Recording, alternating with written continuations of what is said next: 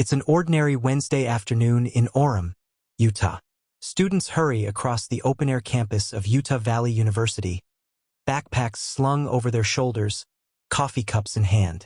There's a buzz of excitement in the air because Charlie Kirk, co-founder of Turning Point USA and a figure who, love him or hate him, has made headlines across the nation, is there to speak. But before we continue, please subscribe, like, and turn on the notification bell for more updates. The event wasn't supposed to be controversial. For many, it was just another campus gathering, a chance to hear a political firebrand talk about free speech, American values, and the role of young conservatives in shaping the future. For others, it was a flashpoint. Kirk's appearances often drew protesters, critics, and heated debates. But no one could have predicted how it would end. Charlie Kirk had just begun addressing the crowd. His voice carried confidently across the courtyard, his hands gesturing with the practiced rhythm of someone who had spent years on stage. Students nodded, some clapped, others frowned, but all listened. Kirk was in his element, feeding off the energy of a divided but captivated audience. And then it happened. A crack split the air. At first, many thought it was a firecracker, some kind of prank. But the moment of confusion evaporated in an instant as Kirk staggered, his body jerking unnaturally. A second shot followed and panic exploded. Students screamed. Chairs toppled. Security scrambled. The world seemed to tilt as chaos swallowed the open-air gathering.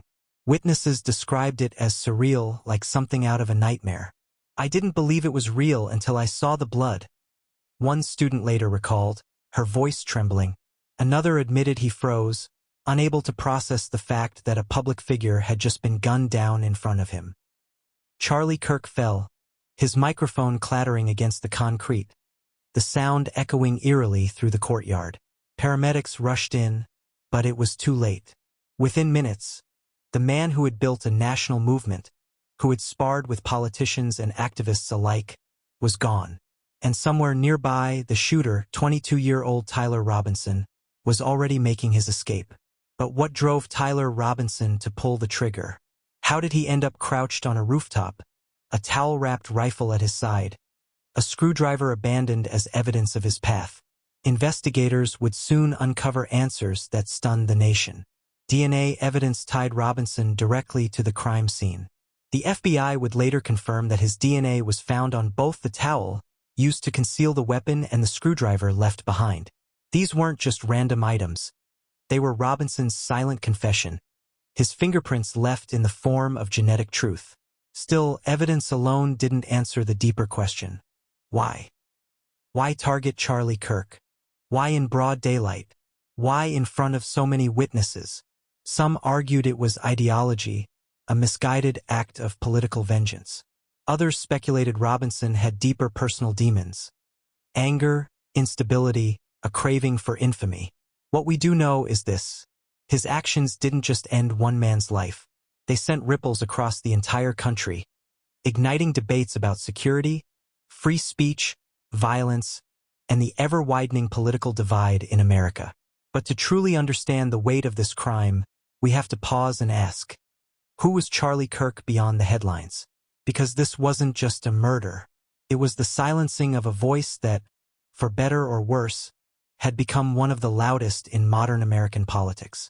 And the more we understand the man, the more we can grasp the magnitude of what was lost that Wednesday afternoon. Cliffhanger ending of Section 2. Charlie Kirk's voice was silenced, but his legacy, controversial, polarizing, and powerful, remained. Who was he really, beneath the soundbites and social media storms? To answer that, we step into the story of a man who went from college dropout to national firebrand in record time. Who was Charlie Kirk? The man, the movement, the legacy.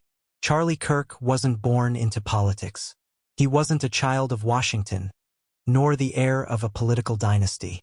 In fact, his story was the kind of unlikely rise that, in its own way, embodied the very American dream he so often preached. Born in 1993 in the Chicago suburbs, Kirk grew up in an ordinary household. He didn't attend the Ivy League, didn't climb the polished rungs of traditional politics.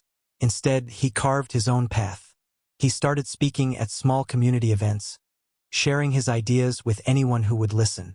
By the time he was 18, he had co-founded Turning Point USA, a youth-oriented conservative organization that would eventually grow into a powerhouse on college campuses across the country. Turning Point's mission?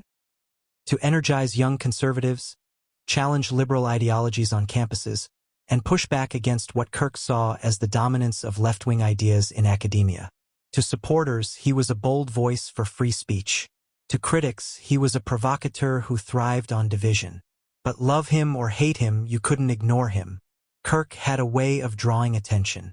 His speeches were fiery, his social media presence relentless.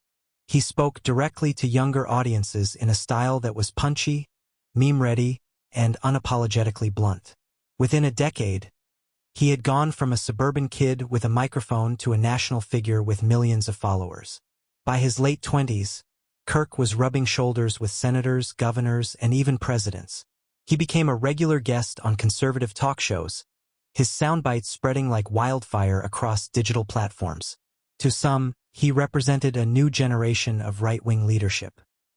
To others, he was proof that the political climate had become dangerously polarized. And that's what made his death so jarring. Charlie Kirk wasn't just another political commentator.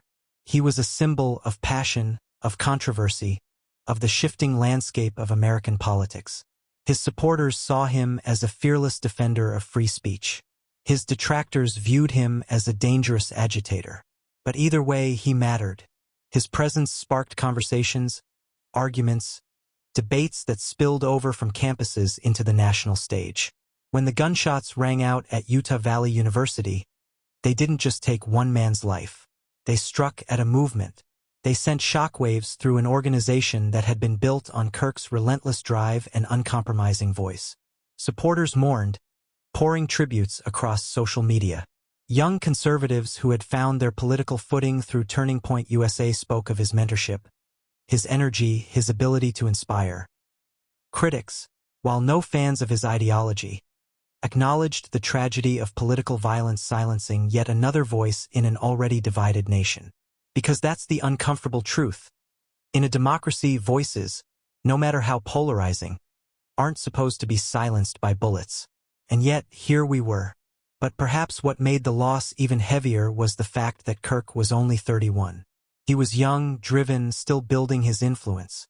He had decades ahead of him, decades that, love him or hate him, would have shaped conversations across the nation. Now all that potential was gone. But if the nation reeled from Kirk's sudden death, the spotlight quickly shifted to the man accused of ending his life, Tyler Robinson. Who was this young man, only 22 years old, who brought an entire movement to its knees with a rifle and a moment of violent resolve? What could have driven him to target Charlie Kirk so publicly, so brazenly? The answers, as investigators and journalists would soon discover, were as troubling as they were complex. Cliffhanger ending of Charlie Kirk's life told the story of an unlikely rise to power, of a man who made himself impossible to ignore. But Tyler Robinson's story was darker, more mysterious, and ultimately more destructive. Who was he? And why did his path lead to murder? Inside the mind of Tyler Robinson, the murderer who shocked America. Tyler Robinson wasn't a household name. Not until that Wednesday. Not until the gunshots at Utah Valley University transformed him from an anonymous 22-year-old into the face of one of the most shocking political murders in recent memory. Who was he before the world knew his name? What kind of young man takes it upon himself to snuff out another person's life, especially someone as prominent as Charlie Kirk? The picture that began to emerge in the days after his arrest was complicated, messy, and unsettling. A young man with a normal exterior. By all accounts, Tyler Robinson didn't stand out in a crowd. He wasn't the loudest voice in a classroom, nor the center of attention at social gatherings. Some neighbors described him as polite but distant. Others remembered him as quiet, keeping to himself. No one described him as the kind of person they expected to see on the evening news, linked to a rifle, a rooftop, and a towel wrapped around murder weapon. But isn't that always the way? The chilling ordinariness of so many who commit extraordinary violence? It's almost never the cartoon villain we imagine. It's the quiet one, the overlooked one, the one simmering with unspoken storms inside, the online footprint. When investigators and journalists dug deeper, they discovered Robinson had left behind breadcrumbs, not in person but online. Posts that hinted at disillusionment, comments that suggested anger with the political climate, an obsession, some said, with the idea of power and influence.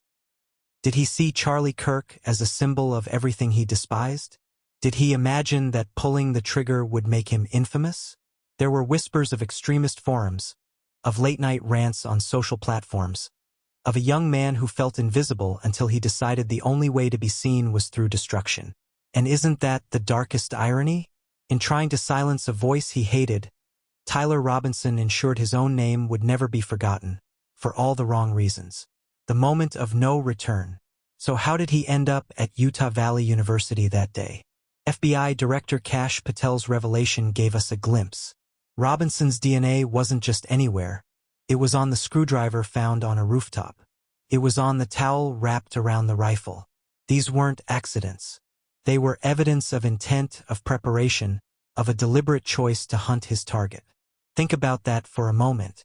He climbed a rooftop. He brought tools. He wrapped his weapon to conceal it. This wasn't spontaneous rage. This was planned, cold, calculated. And yet, when the handcuffs clicked around his wrists just 33 hours later, he reportedly said nothing. No confession, no apology, just silence. What was he thinking? Here's the question that haunts us. What was going through his mind? Was it ideology? Was it personal hatred? Or was it emptiness, the void inside someone who can no longer tell right from wrong? Psychologists often talk about displacement, when people pour all their anger, frustration, and resentment onto a single symbol. For Robinson, that symbol seemed to be Charlie Kirk. Maybe Kirk's unapologetic style enraged him. Maybe seeing Kirk's influence grow felt unbearable. Maybe, in Robinson's mind, silencing Kirk meant reclaiming control over a world he couldn't navigate. But control never came. Instead, he became the villain of his own story. The collapse in court. Fast forward to his trial. The young man who once perched on a rooftop now sat shackled in a courtroom. He barely looked like the same person. Gaunt, pale, eyes sunken, he no longer had the illusion of power. He was just another inmate waiting to be told his future or lack of it. And when the life sentence was announced, when the judge's words echoed across the room, Robinson's body gave out. He collapsed as if struck by an invisible force. Some said it looked like he fell into hell itself, the weight of eternity pressing him down. That collapse wasn't just physical. It was symbolic. The man who had tried to play God by deciding who lives and who dies was reminded, brutally, that justice is heavier than arrogance. But the questions remain. Still, we're left wondering, what turns a young man into a murderer? Was Robinson the product of a polarized America, where rhetoric runs hotter than reason? Was he pushed by ideology, or did he simply crave a moment of infamy? And here's the haunting part. Are there more Tyler Robinsons out there? More quiet young men simmering in the shadows, waiting for their moment to step into infamy? Because if we don't understand the why, we risk seeing this nightmare play out again. Cliffhanger ending. Tyler Robinson's fall into infamy is undeniable. But the story doesn't end with him, because as investigators unraveled his motives, the evidence, the DNA, the weapon, the rooftop, painted an even darker picture of just how deliberate this act was. And what they found would leave the nation stunned.